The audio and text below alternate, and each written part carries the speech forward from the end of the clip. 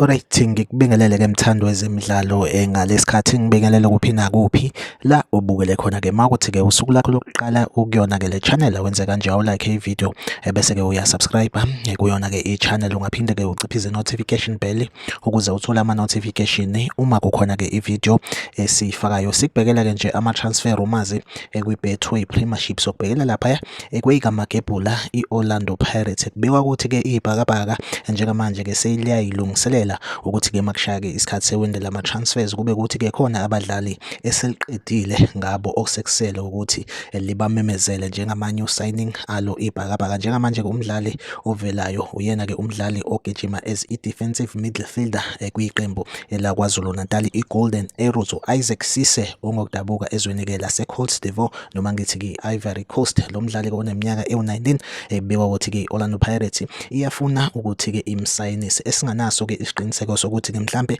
imdingela ukuthi aye kwi-first team okanye i-MDC cause iminyaka isamvumela ukuthi angadlala kwi-MDC ye-Orlando Pirates. But ke ebengizokudlulisa ke njengamanje ukuthi ke Orlando Pirates uyena mdlali lo emfunayo njengamanje u-Isaac Cisse ogijima kwi-Golden Arrows as i-defensive midfielder. Iyona update engiphethe ke njengamanje. Like ivideo usubscribe kuyona ke i-channel. Asihlangabezana kwivideo elandelayo. Nisale kahle.